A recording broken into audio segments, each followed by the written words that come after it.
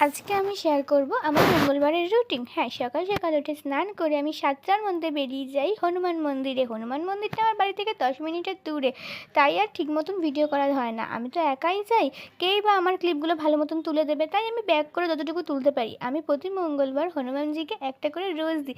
আমার এটা খুব ভালো লাগে।